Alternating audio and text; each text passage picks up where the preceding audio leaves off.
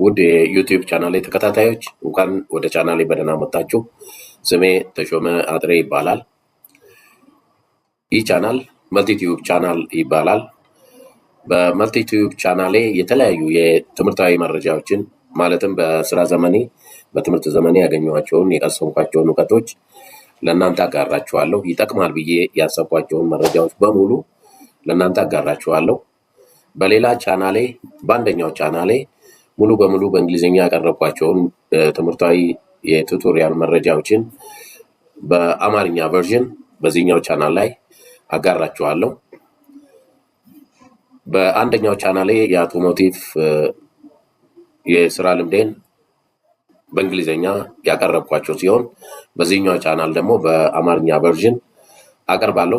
ስለዚህ ይህ ቻናል መልቲቲዩብ ቻናል ያልኩበት መልቲ የሚለው ቃል ብዙ የሚለውን ይገልጻል።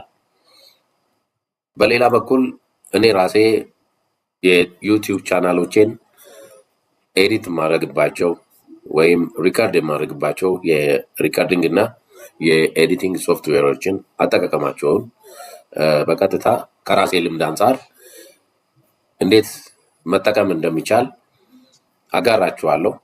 ውድ ተመልካቾቼ እንግዲህ በትምህርቱ የሚሰማችሁ ማንኛውንም ስሜታችሁን በኮሜንት እንድታሳውቁኝ እጠይቃለሁ። ትምህርቱን ከወደዳችሁ ለጓደኞቻችሁ ሼር በማድረግ ላይክ በማድረግ ለቻናሉ አዲስ ከሆናችሁ ደግሞ ሰብስክራይብ በማድረግ ቻናሉን እንድታበረታቱ በአክብሮት ቤተሰባዊ ጥያቄ ጠይቃለሁ። ስለዚህ በቀጥታ ወደ ትምህርቱ ስንገባ በዛሬው የቱቶሪያል ትምህርታችን የእንግሊዝኛ መሰረታዊ የአጠቃቀም ህግጋት ከሆኑት ውስጥ የፓሲቭ እና የአክቲቭ ቮይስ አጠቃቀም እንዴት እንደሆነ እናያለን። ፓሲቭ እና አክቲቭ ቮይስ። ውድ ተመልካቾች እንግዲህ በዚህ ቻናል እንደምትመለከቱት ፓሲቭ እና አክቲቭ ቮይስ የሚለውን መሰረታዊ እንግሊዝኛ አጠቃቀም አቀርብላችኋለሁ። ፓሲቭ እና አክቲቭ ቮይስ ወይም አክቲቭ እና ፓሲቭ ቮይስ ምንድን ናቸው? አክቲቭ ስንል ምንድን ነው? ፓሲቭ ስንል ምንድን ነው የሚለውን ነገር ሲምፕል በሆነ ወይም ቀለል ባለ ሁኔታ ለማቅረብ ሞክራለሁ። ሲምፕል ኤክስፕላኔሽን፣ ቀለል ያለ አገላለጽ ማለት ነው። ፓሲቭ ቮይስ፣ ፓሲቭ ስንል ምን ማለታችን ነው? አክቲቭ ስንል ምን ማለታችን ነው? አክቲቭ ቮይስ። በቀጥታ ወደ ትርጓሜው ስንገባ ኢን አክቲቭ ቮይስ the subject does the action ሳብጀክቱ ወይም የድርጊቱ ባለቤት ድርጊቱን ይፈጽማል ማለት ነው። በአክቲቭ ድርጊቱ በድርጊቱ ፈጻሚው ይፈጸማል ማለት ነው።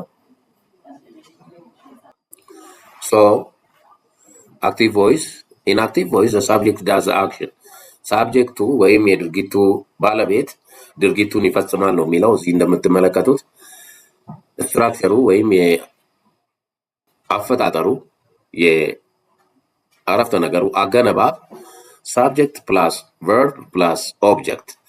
ሳብጀክት የምንለው የድርጊቱ ፈጻሚ የድርጊቱ ባለቤት ማለት ነው፣ ወይም የአረፍተ ነገሩ ዋናው ባለቤት ማለት ነው። ፕላስ ቨርብ ግስ የድርጊቱ ቃል ማለት ነው። ፕላስ ኦብጀክት ኦብጀክቱ ድርጊቱ የሚፈጸምበት ወይም የድርጊቱ ተቀባይ ማለት ነው። በምሳሌ ኤግዛምፕል The mechanic repairs the car. The mechanic repairs the car. ሜካኒኩ መኪናውን ጠገነው። The mechanic የሚለው ሳብጀክት ነው፣ የድርጊቱ ባለቤት ነው። repairs የሚለው ጠገነው፣ ይጠግናል የሚለውን ይገልጻል። The car የሚለው ጥገናው ወይም ድርጊቱ የሚፈጸምበት ኦብጀክት ነው ማለት ነው። She writes the report. She የሚለው ሳብጀክት ነው፣ የድርጊቱ ባለቤት እሷ ማለት ነው። ሺ ፕሮናውን ነው። ሺ ራይትስ ዘ ሌተር። ሺ ራይትስ ዘ ሌተር ሪፖርቱን ጽፈዋለች ወይም ደብዳቤውን ጽፈዋለች ብንል ሺ ኢዝ ሳብጀክት። ሺ የሚለው ሳብጀክት ነው፣ የድርጊቱ ባለቤት አድራጊ። ራይትስ ድርጊቱ ነው፣ የተፈጸመው ድርጊት ነው። ዘ ሪፖርት ሪፖርቱ ደግሞ የተደረገው ነው ወይም ደግሞ ድርጊቱ የተፈጸመበት ኦብጀክት ነው ማለት ነው። የድርጊቱ ተቀባይ ሪሲቨር ነው ማለት ነው። ሪሲቨር የድርጊቱ ተቀባይ። The driver checked the brakes. We can say the driver checked the brakes. ድራይቨሩ ወይም ሾፌሩ ፍሬኖቹን ቼክ አረገ። The driver is the subject of the sentence. የዚህ አረፍተ ነገር ባለቤት ነው። ድራይቨሩ አድራጊ ነው። ቼክድ ድርጊቱ ቼክ ማድረግ ነው። the brakes ፍሬኖቹን ቼክ አረገ የሚለውም ማለት ነው። ፍሬኖቹ የሚለው የድርጊቱ ተቀባይ ናቸው ማለት ነው። ፍሬኖቹ why use active voice? active voice ለምንድን ነው የምንጠቀመው? clear and direct ግልጽና ቀጥታ ስለሆኑ አክቲቭ ቮይስ የሚለውን እንጠቀማለን ማለት ነው። ሾርት ኤንድ ስትሮንገር አጭርና ጠንከር ያሉ መልእክቶችን የሚያስተላልፉ ናቸው። ኮመን ኢን ኤቭሪዴይ ስፒኪንግ ኤንድ ራይቲንግ በየዕለት ተዕለት ንግግሮቻችንና ጽሁፎቻችን ውስጥ ስለምንጠቀም we use active voice active voiceን ወይም የዚህን አይነት አረፍተ ነገር እንጠቀማለን ማለት ነው። ፓሲቭ ቮይስ ከአክቲቭ ቮይስ ወደ ፓሲቭ ቮይስ ስንመጣ አገነባቡና ልዩነቱን እናያለን ማለት ነው። ኢን ፓሲቭ ቮይስ በፓሲቭ ቮይስ the action is done to the subject ድርጊቱ በድርጊቱ ተቀባይ ላይ ይከናወናል። እስቲ ስትራክቸሩን እኒ ኦብጀክት ፕላስ ፎርም ኦፍ ቢ ፕላስ ፓስት ፓርቲሲፕል ፕላስ ባይ ዘ ሳብጀክት ይህንን ስትራክቸር ይዛል ማለት ነው። ኦብጀክቱ ወይም የድርጊቱ ተቀባይ መጀመሪያ ላይ ይቀመጣል። ፕላስ ፎርም ኦፍ ቢ የመሆኑ ግስ ቀጥሎ ይሆናል። ፓስት ፓርቲሲፕል ቃሉ በሶስተኛ የቃሉ ፎርም ይቀመጣል። ፕላስ ባይ ዘ ሳብጀክት ሳብጀክቱ ቀድሞ በመጀመሪያ አረፍተ ነገር ተቀምጦ የነበረው አሁን በመጨረሻው ላይ ይቀመጣል ማለት ነው።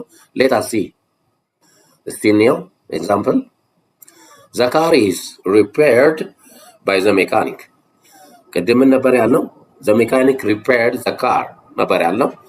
አሁን the car የሚለው መጀመሪያ ላይ ሆኖ the car is repaired by the mechanic መኪናው በሜካኒኩ ተጠገነ። ቅድም ሜካኒኩ መኪናውን ጠገነው ነበር ያልነው። አሁን መኪናው በሜካኒኩ ተጠገነ የሚለውን ይዛል ማለት ነው። በፓሲቭ ቮይስ the report was written by her ሪፖርቱ በሷ ተጻፈ። the report የሚለው ቀድሞ ኦብጀክት የነበረው አሁን የመጀመሪያ አረፍተ ነገር ላይ ነው የተቀመጠው። was written by her past participle form of write written የሶስተኛ የቃሉ ፎርም ነው written የሚለው። ስለዚህ the report was written by her ቅድም እሷ ደብዳቤውን ወይም ሪፖርቱን ጽፋለች ነበር ያለው። አሁን ደግሞ ሪፖርቱ በሷ ተጻፈ ስንል አክቲቭ የነበረው ፓሲቭ ይሆናል ማለት ነው። the brakes were checked by the driver ፍሬኑ በሾፌሩ ወይም በመኪና ነጂው ቼክ ተደረገ። ቅድም ሜካኒኩ ወይም ደግሞ ሾፌሩ መኪናውን ቼክ አረገው ብለን የነበረውን አሁን መኪናው በድራይቨሩ ወይም በሾፌሩ ቼክ ተደረገ የሚለውን ይዛል ማለት ነው። why use passive voice ቅድም እንደተጠየቀው አክቲቭ ቮይስን ለምን እንደተጠቀምን እዛ ጋር ገልጸናል። እዚህ ጋር ደግሞ ፓሲቭ ቮይስን ለምንድን ነው የምንጠቀመው የሚለውን ደግሞ እዚህ ይገልጽልናል። when the doer is unknown or unimportant የድርጊቱ ፈጻሚ ሊታወቅም ላይታወቅም ይችላል፣ ሊጠቅምም ላይጠቅምም ይችላል። what does it mean ምን ማለት ነው? the brakes were checked ብንል ፍሬኑ ቼክ ተደረገ ብንል እዚህ ጋር ትርጉም ይሰጣል ማለት ነው፣ በማን የሚለውን ሳንጨምር። ስለዚህ when the doer is unknown or unimportant የድርጊቱ ፈጻሚ ላይታወቅም አስፈላጊም ላይሆን ይችላል ያልንበት ምክንያት the brakes were checked የሚለው ትርጉም ስለሚሰጠን the report was written ሪፖርቱ ተጽፏል። በማን እንደተጻፈ ባይገለጽም ሪፖርቱ ተጽፏል። the car is repaired መኪናው ተጠግኗል። ማን እንደተጠገነው ባይገለጽም መኪናው ተጠግኗል የሚለው ትርጉም ስለሚሰጥ በፓሲቭ ቮይስ ጊዜ የድርጊቱ ፈጻሚ ሊያስፈልግም ላያስፈልግም ይችላል ማለት ነው። Why use passive voice? ለምንድን ነው passive voice የምንጠቀመው? When word is a noun or unimportant, when focusing on the action or result. ድርጊቱ ላይ ወይም ውጤቱ ላይ ብቻ ስለምናተኩር common informal scientific and technical writing እንግዲህ እንደተለመደው በፎርማል እና በሳይንቲፊክ ወይም ቴክኒካል በሆኑ አጻጻፎች ላይ ስለምንጠቀም ፓሲቭ ቮይስ ያገለግለናል ማለት ነው። ሌት አስ ሉክ ዲ ኮምፓሪዝን ንጽጽሮችን እንይስት እዚህ ጋር አክቲቭ ቮይስ ፓሲቭ ቮይስ ዘ ቲቸር ኤክስፕሌንስ ዘ ሌሰን መምህሩ ትምህርቱን አብራራ ወይም ገለጸው። ዘ ሌሰን ኢዝ ኤክስፕሌንድ ባይ ዘ ቲቸር በፓሲቭ ጊዜ ትምህርቱ በመምህሩ ተብራራ። መምህሩ ትምህርቱን አብራራ አክቲቭ ሲሆን መምህሩ ትምህርቱ በመምህሩ ተብራራ የሚለው ፓሲቭ ይሆናል ማለት ነው። they built the road እነሱ መንገዱን ገነቡት። the road was built by them በዚህ በፓሲቭ መንገዱ በእነሱ ተገነባ በሚለው ይተካል ማለት ነው በፓሲቭ። the technician fixed the engine ቴክኒሽያኑ ሞተሩን ችግሩን ፈታው ወይም ፊክስ አድርገው። the technician fixed the engine ቴክኒሽያኑ ወይም ሜካኒኩ የኢንጂኑን ወይም የሞተሩን ችግር ፊክስ አደረገ ወይም አስተካከለው። the engine was fixed by technician ሞተሩ ወይም ኢንጂኑ የመኪናው ሞተር ወይም ኢንጂኑ በቴክኒሽያኑ ፊክስድ ሆነ ወይም ተስተካከለ ይለናል ማለት ነው። In active and passive voice, what the terminologies indicates and why it is said to be. ተርሚኖሎጂዎቹ ፓሲቭ እና አክቲቭ የሚሉት ተርሚኖሎጂዎች ምንን ያመለክቱናል? ለምንስ አክቲቭ ወይም ፓሲቭ ተባሉ? እስቲ እናያቸው። In active and passive voice, the terminologies describe who perform the action. ድርጊቱን ማን ፈጸመው የሚለውን ይገልጹልናል ማለት ነው። and how the sentence is structured አረፍተ ነገሩ እንዴት ተዋቀረ የሚለውን ይገልጹልናል። here is clear explanation of what each term indicates and why these names are used. ተርሞቹ ምንን ያመለክታሉ? ፓሲቭ ወይም አክቲቭ የሚባሉ ተርሞች ምንድን ነው የሚያመለክቱን የሚለውን ነገር እኔ voice in grammar voice የሚለው voice shows relationship between subject and the action or verb in a sentence. voice የምንለው በድርጊቱ ፈጻሚ ባለቤትና በድርጊቱ ወይም በድርጊቱ ቃል መሃል ያለውን ግንኙነት ይነግረናል ማለት ነው። it tells us whether the subject does the action or receives the action.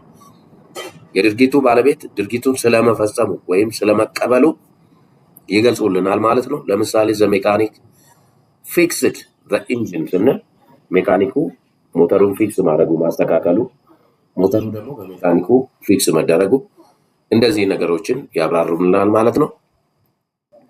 active voice what it indicates active voice ምንለው ምንን ያመለክተናል? let us look. in active voice በአክቲቭ ቮይስ ጊዜ the subject perform the action ሳብጀክቱ ወይም የድርጊቱ ባለቤት ድርጊቱን ይፈጽማል። ስትራክቸሩ subject plus verb plus object ሳብጀክት የድርጊቱ ባለቤት ፕላስ verb ግስ የድርጊቱ ቃል ፕላስ ኦብጀክት የድርጊቱ ተቀባይ።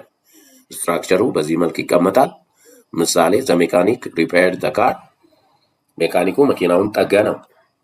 the mechanic is the subject of the sentence የአረፍተ ነገሩ ባለቤት ነው። repaired የድርጊቱ ቃል ነው ጠገነው። the car የድርጊቱ ተቀባይ ነው። subject the mechanic does the action ሜካኒኩ ድርጊቱን ፈጸመው። verb repaired ግሱ ደግሞ repaired የሚለው ነው። the object the car received the action መኪናው ድርጊቱን ነው የተቀበለው ፊክስድ ሆነ ወይም ተስተካከለ ለማለት ነው። why it is called active active ለምን ተብሎ ተጠራ? why it is called active it is called active because ለምንድን ነው? the subject is active ሳብጀክቱ ወይም የድርጊቱ ፈጻሚ አክቲቭ ነው። not acted upon በሱ ላይ ድርጊቱ ስለማይፈጸም ድርጊት ፈጻሚ ስለሆነ አክቲቭ ነው የሚለውን ስም ወይም ትርጓሜ ይወስዳል ማለት ነው። the action flows directly from the subject ድርጊቱ ከድርጊቱ ባለቤት ነው በቀጥታ የሚፈሰው። ኪ አይዲያ ቁልፍ የሆነ ሀሳቡ ምንድነው? the doer of the action is clear and emphasized የድርጊቱ ፈጻሚ ግልጽና ገነን ተደርጎ የተቀመጠ ነው። ስለዚህ ድርጊቱን ፈጽመዋል ብለን ስለምናስቀምጥ ማለት ነው። let's continue. passive voice what it indicates in passive voice በፓሲቭ ቮይስ ጊዜ the subject receives the action instead of doing it ድርጊቱን ከመፈጸም ይልቅ ድርጊቱን ስለሚቀበል በፓሲቭ ቮይስ ጊዜ ፓሲቭ ተብሎ ይጠራል ማለት ነው። ድርጊቱን አይፈጽምም፣ ድርጊቱ ይፈጸምበታል ማለት ነው። ፓሲቭ የተባለበት ምክንያት ይሄ ነው። ስትራክቸሩ ኦብጀክት የድርጊቱ ተቀባይ ቢካምስ ሳብጀክት አሁን ሳብጀክት ይሆናል። የድርጊቱ ተቀባይ ነበረ፣ አሁን እንደ ሳብጀክት ይቀመጣል። ከአረፍተ ነገሩ የመጀመሪያ መነሻ ላይ ይቀመጣል። ፎርም ኦፍ ቢ የመሆን ፎርም ይቀመጣል። ፓስት ፓርቲሲፕል ሶስተኛ የቃሉ ወይም የግሱ ፎርም ይሆናል። ባይ የሚለው በማን የሚለውን ይገልጻል። ፕላስ ዱዋል አድራጊው በመጨረሻ ይቀመጣል ማለት ነው። በምሳሌ the car was repaired by the mechanic the car የሚለው በፊት ኦብጀክት የነበረ አሁን ሳብጀክት ይሆናል። the car was repaired by the mechanic በሜካኒኩ መኪናው ተጠገነ። ሳብጀክት the car receives the action ሳብጀክቱ ምንድነው? የድርጊቱ ባለቤት ድርጊቱን ይቀበላል ማለት ነው። the mechanic repaired the car was repaired the car ሳብጀክት ነው። አሁን ድርጊቱን ይቀበላል። repaired የሚለውን ድርጊት ተጠገነ የሚለውን ድርጊት ይቀበላል ማለት ነው። was repaired ቨርቡ ነው ወይም ግሱ ነው። ዱዋል ኦፕሽናል by the mechanic ዱዋሉ አሁን የድርጊቱ አድራጊ ላይገለጽ ይችላል ማለት ነው። ኦፕሽናል ቅድም እንደገለጽ ነው። the car was repaired በሚለው ብንዘጋ ትርጉም ይሰጠናል ማለት ነው። by the mechanic የሚለውን ብንተው ስለዚህ ኦፕሽናል አድርገን ልንተው እንችላለን ማለት ነው። ውድ ተመልካቾቼ why it is called passive passive ለምንድን ነው ተብሎ የሚጠራው? it is called passive because the subject is passive ሳብጀክቱ ፓሲቭ ነው፣ ድርጊቱ ይፈጸምበታል። meaning it does not አክት ይደረግበታል እንጂ አክት አያደርግም ማለት ነው። the subject is affected by the action not performing it key idea the action or result is more important than the doer ድርጊቱ ወይም አክሽኑ ከአድራጊው የበለጠ ተፈላጊ ስለሚሆን the doer is a noun or unimportant አድራጊው ብዙም አያስፈልግም ማለት ነው። the action or result is more important than the doer ድርጊቱ ከአድራጊው የበለጠ ጠቃሚ ስለሚሆን the car was repaired ብንል መኪናው ተጠገነ ብንል የበለጠ ትርጉም ይሰጠናል። ማን ጠገነው የሚለው ነገር ባይኖርም ማለት ነው። ተርሚኖሎጂ ብሬክዳውን የተርሚኖሎጂዎቹን ወይ ቃላቶቹን እንግዲህ በጥልቀት ስናየው ተርሞቹ እና what it indicates ተርሙ ምን ያመለክታል የሚለውን በዚህ ረድፍ እናያለን። ተርሞቹን ደግሞ በዚህ በኩል ተገልጸዋል። በግራ በኩል ሳብጀክቱ ምንን ያመለክታል? who does or receives the action ድርጊቱን ወይም ድርጊቱን ማፈጸመው ወይም ድርጊቱን ማን ተቀበለው የሚለውን ያመለክተናል። ሳብጀክት ቨርብ የድርጊቱ ቃል ነው፣ አክሽን ነው።